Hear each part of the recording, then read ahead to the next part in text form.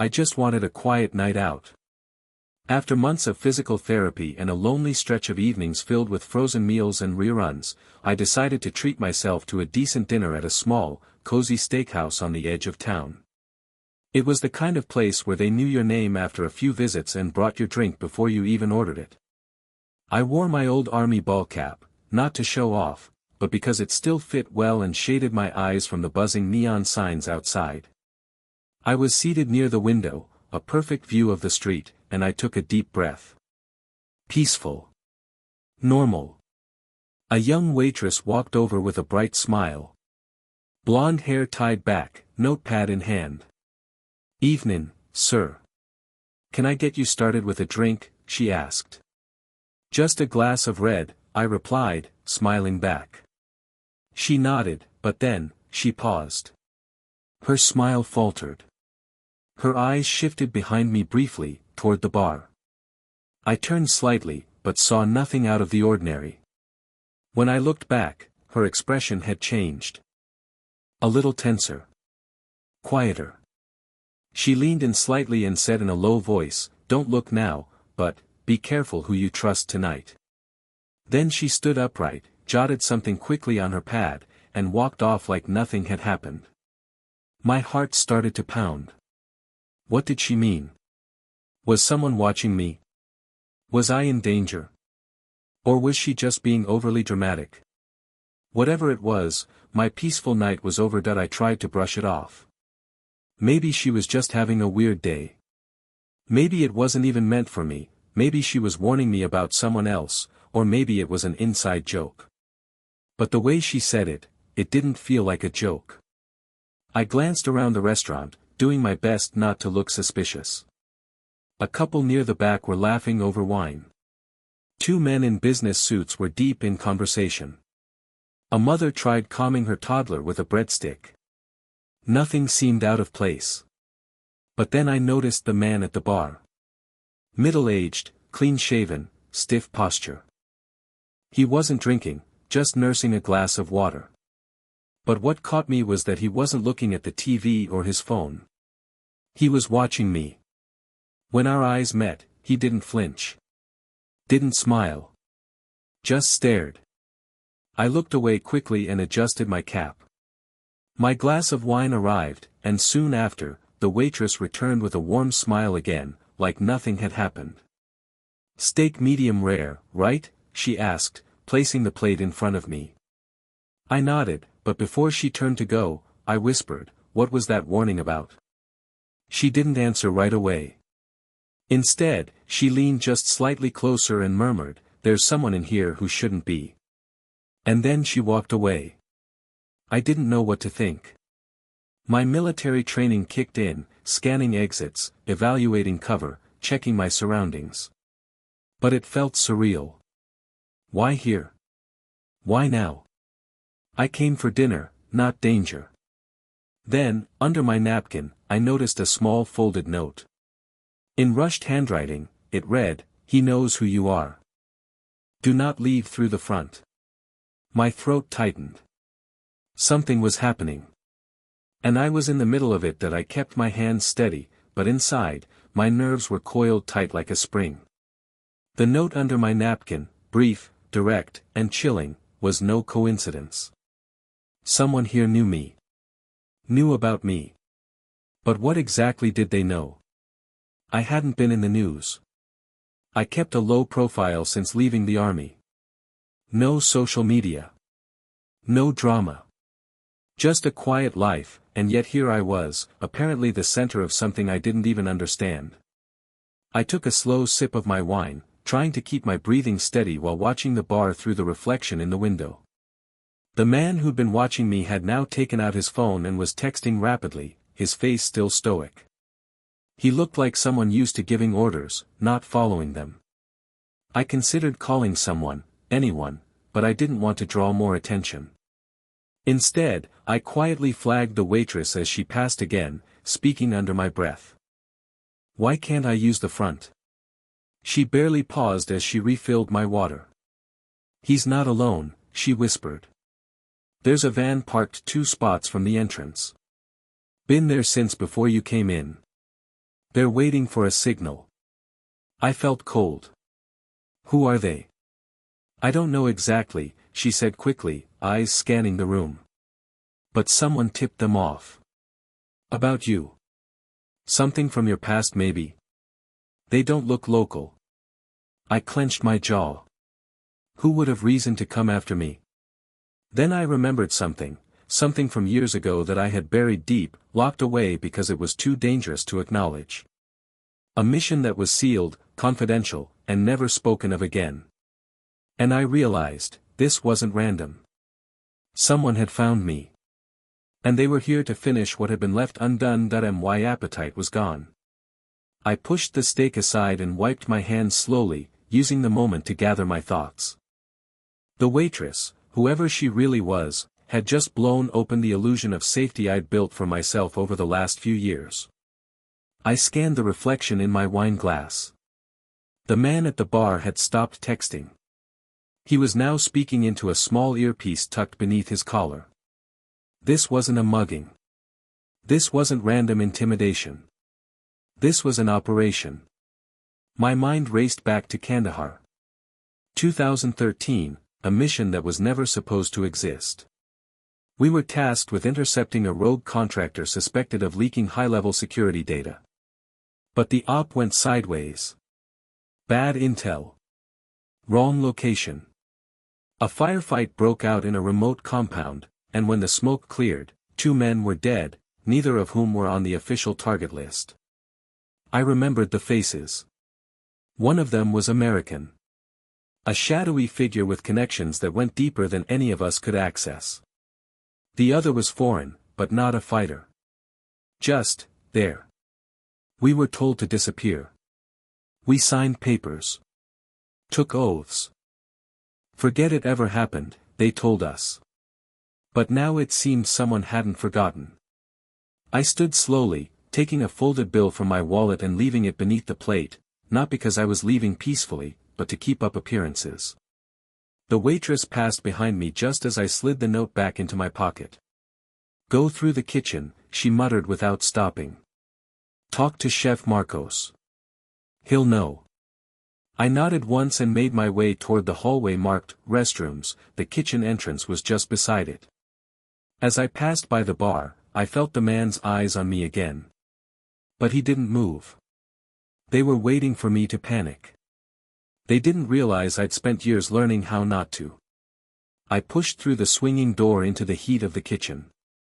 A chef turned from the stove, big guy, maybe in his 50s, tattooed forearms, a scar down one cheek. He locked eyes with me. You're the vet? He asked, no hesitation. I nodded. He turned toward the back freezer door and said, follow me. You've got about 2 minutes before they realize you're gone. And without another word, he opened it. The blast of cold air from the freezer hit me like a wave, but I followed Chef Marcos without a word. He moved fast, stepping over crates of frozen meat and pushing past shelves until he reached the back wall. There, behind a rack of boxed supplies, he yanked away a plastic curtain and revealed a narrow service door, old, metal, and dented like it hadn't been used in years. This used to be the delivery door before the city changed codes, Marcos said, pulling out a key from around his neck and unlocking the rusted padlock. Opens up into the alley 2 buildings down. They won't see you come out. Why are you helping me? I asked. He glanced at me, jaw tight. Because I know a setup when I smell one. And that waitress? She's my niece. I paused. Thank you, I said, genuinely. No time for speeches, he growled. Now go. He opened the door just wide enough for me to slip through. I turned sideways, squeezing into the tight space, the smell of oil and brick hitting my nose instantly. I was in a narrow passage, one of those forgotten alleys that snaked between old buildings like veins under skin. Behind me, the freezer door slammed shut. I was alone now. I jogged down the alley, boots quiet on the concrete. The city lights hummed above. I heard music from a bar somewhere nearby. It was all so normal, like the world hadn't just tilted off its axis. I emerged onto a quieter street, just as a black van cruised slowly past the front of the steakhouse. Tinted windows. No plates. They didn't see me. But I saw them. I needed to move, fast. Whoever they were, they wouldn't give up easily. And I had a sinking feeling that this dinner was just the beginning of something far bigger. Because if they had found me, others would too. And this time, there would be no safe house, no command center, no backup team. It was just me that I didn't go home. That was the first rule: if they'd tracked me to the restaurant, they might have eyes near my apartment. Or worse, inside it. Instead, I ducked into an underground parking garage 3 blocks away, crouched behind a pillar, and pulled out an old flip phone I kept in my jacket for emergencies. No GPS, no apps, just numbers. I dialed 1, a contact I hadn't used in 5 years. It rang once. Twice. Then clicked. "You're still alive," a voice said. Gruff. Familiar. Cautious. "Not for long if you don't listen," I replied. They found me. There was a pause. Location: Midtown. Steakhouse off Main. Black van. At least one on-foot operative. Coordinated. Another pause, longer this time. "Do you think it's them?" "It's tied to Kandahar," I said flatly. 2013, a low whistle. "That's not good." "No," I agreed. "I need eyes. I need time. And I need to know who sold me out." There was a rustling on the other end, like papers being shuffled. "Meet me where the air always stinks and the trains never run on time." I smiled faintly. "The old switching yard. 10 minutes. And bring whatever you've got. Because if this is who I think it is, they're not here to talk." The line went dead. I snapped the phone shut and tossed it into a storm drain. Burned. Then I pulled the brim of my cap down and walked fast, blending with the Friday night crowd. Couples out for dinner. Teens heading to the movies. The world spun on like nothing was wrong. But something was wrong. I could feel it in my gut, that same tension I felt just before everything went sideways overseas. And now that past was back. Only this time, I wouldn't be sent in with a team. This time, I was the target. The old switching yard hadn't changed. Rust-covered tracks twisted through the weeds like veins on a corpse. Graffiti covered the sides of abandoned rail cars. The air reeked of diesel and damp iron, and the silence was broken only by the occasional clang of metal shifting in the wind. I moved low, hugging shadows, until I reached the gutted station office, a small brick building barely standing, windows long shattered, roof sagging under years of neglect. Inside, under the broken remains of a filing cabinet, sat a man in a gray hoodie, his face hidden beneath the shadow of a ball cap. He stood slowly as I entered. "Rodriguez," I said. He pulled down the hood. Same eyes. Same scar on the jawline. "You look older," he said. "You look worse," I shot back. We shook hands, firm, quick, then got to business. "I ran what I could from the burner," he said, handing me a folded envelope. Pulled traffic cams, license plate images, even some radio chatter from a private frequency. "You're not imagining things. That black van's tied to a shell security firm out of DC, real names buried under 5 layers of fake contractors. But here's the kicker," he handed me a photo from the envelope. It was grainy, surveillance style. But I recognized the face immediately. The man from the bar. Rodriguez tapped the image. "That's Sean Grady. CIA. Or at least he was, until he went freelance after that Kandahar mess." My jaw tightened. He was never supposed to be there. Rodriguez nodded. "Neither were you. But someone's been cleaning up loose ends ever since. 3 of your old team are off-grid. 2 confirmed dead. This makes you next." I stared at the image. Grady. He wasn't just following orders. He was finishing a job. Rodriguez pulled out a flash drive. This has everything I could find. But you didn't get it from me. You were never here. What about you? I'll vanish for a while, he said, already backing away. You should too. But if I were you? He paused at the door. I'd stop waiting to be hunted. Then he was gone. I stood there, the flash drive in my hand, the name, Sean Grady, burned into my brain. No more hiding. If they wanted a war, they'd get one that I didn't sleep. Instead, I spent the rest of the night in a rented room above a shuttered pawn shop, the kind of place that didn't ask for ID, just cash and a quiet exit. I locked the door, blocked it with a chair, and hooked my laptop up to the flash drive Rodriguez gave me. Grady's name came up again and again. Buried contracts. Payments routed through third-party firms. Surveillance records on me, photos, timestamps, even a list of my routines. They'd been watching me for months.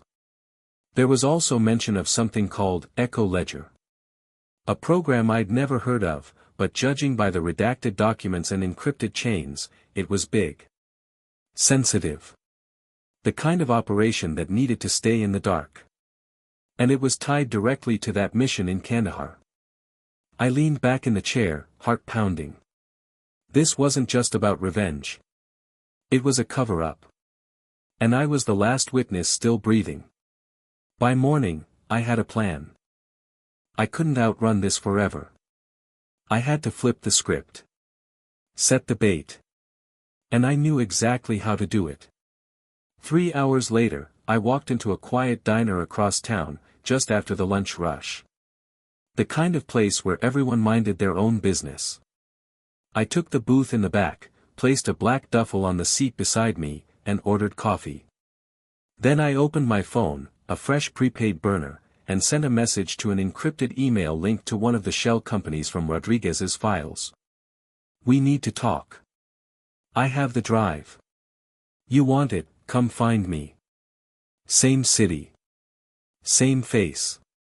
No location. No specifics. Just enough to make them scramble. Then I waited. It didn't take long. 47 minutes later, a black SUV rolled slowly past the diner.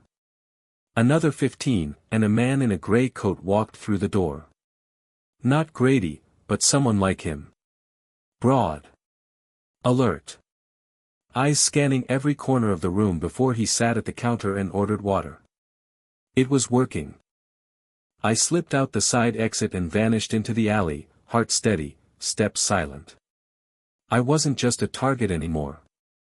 I was bait. And Grady was going to take it. The man in the diner wasn't just a scout, he was the opening move in a larger game. Within the hour, I spotted 2 more, a woman pretending to jog, earbuds in but never breaking stride past the same intersection, twice. Then a delivery van parked too long across from a coffee shop, driver never unloading a thing. They were here. Watching. Closing the noose. Good. Because I was guiding them exactly where I wanted. Using alleyways and service corridors, I looped back across town to an old city maintenance tunnel, one I'd discovered years ago during a volunteer veteran cleanup program. Most folks didn't even know it existed anymore. And beneath that tunnel, hidden behind a rusted access panel, was a small reinforced alcove I'd rigged with just enough gear for one last stand, or one critical broadcast. Inside, I set up a satellite uplink and pulled out the second flash drive Rodriguez had slipped me at the yard. The one he didn't mention out loud. It was encrypted differently, cleaner. Less cluttered. Just one file. Echoledger_terminal.zip, I extracted it. What I found inside made my blood run cold. It wasn't just details about Kandahar. It was a list. Names. Operations. Locations. Black sites. Unacknowledged assets. Off-the-record missions sanctioned by private interests inside U.S. intelligence networks. It implicated corporations, officials, and Sean Grady wasn't just a cleanup man. He was a broker. Selling intel. Eliminating witnesses. All under the radar. And now. He was the one hunting me. I copied the files twice, once to a hardened drive I strapped under my jacket, the other to a scheduled upload program to go live in 6 hours unless I stopped it. If I didn't make it out, the world would see everything. And as the final piece clicked into place, my phone buzzed. Unknown number, we know where you are. Let's finish this. I smiled grimly and replied, come and try. I didn't move. Not yet. I stayed crouched in the shadows of the maintenance tunnel, watching the single entrance through a narrow slit in the concrete. My heart beat like a drum, not out of fear, but focus. I'd been here before. Different place. Different war. Same tension. The air grew still. Then, footsteps. Heavy. Methodical. 2 figures entered first, tactical gear, silenced sidearms, eyes scanning. I waited until they passed the trigger wire. Click. A blast of blinding light and ear-splitting noise erupted from the homemade flashbang I'd rigged earlier. I burst from cover, dropping one with a knee to the jaw before he could recover. The second stumbled, disoriented. I grabbed him by the vest, slammed him into the wall, and whispered coldly, wrong tunnel. He crumpled to the floor. Then came the third man. Sean Grady. He stepped in like a ghost, slow and composed, weapon drawn but lowered. Never thought I'd find you crawling around in a sewer, he said, voice calm. But I guess we both belong in the dark, don't we? I raised my hands, not in surrender, but calculated distraction. I know everything, I said. Echo Ledger. Kandahar. The sites. The deals. You're not hiding anymore. His smirk faltered for a second. That so? I've already triggered the release, I lied. In 4 hours, the files go to every major outlet in the world. He raised the gun slowly. Then I guess I don't have to keep you breathing. But before he could pull the trigger, I dove sideways, grabbing the metal rod I had stashed behind a pipe. It wasn't graceful, but it was enough to throw off his aim. The gun went off, sparks flying as the bullet ricocheted off the wall. We collided. Hard. Grady was strong, too strong for a man his age, but I'd fought tougher. We slammed into the concrete, fists, elbows, knees, brutal, efficient. Then I felt his hand reach for the gun again. But I was faster. I locked his wrist, twisted, and slammed the weapon from his grip. Breathing hard, both of us bleeding, I stood over him. You lost, I growled. He looked up at me with a twisted smile. Did I? Then I heard it, the faint sound of another van pulling up outside the tunnel. This wasn't over. Not yet, the rumble of tires over gravel echoed louder, closer. Another van. Reinforcements. Grady lay at my feet, bruised, bleeding, but still grinning. You think this ends with me? He coughed. There's a dozen more. Maybe 100. Echo Ledger doesn't stop because you found a file. I stared down at him, breathing hard. My knuckles were raw. My side ached from the fight. I don't need to stop Echo Ledger, I said quietly. I just need the world to see it.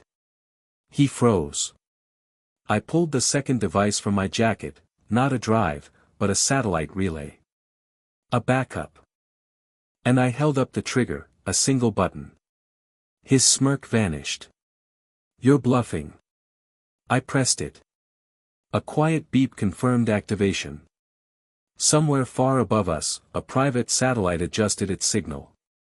Rodriguez had set it all up, and now, the data packet containing every encrypted file, every name, every site, was shooting across the globe to over 24 independent journalists and watchdog agencies. Grady lunged in desperation, but I stepped back as a second shot rang out. Crack. He dropped.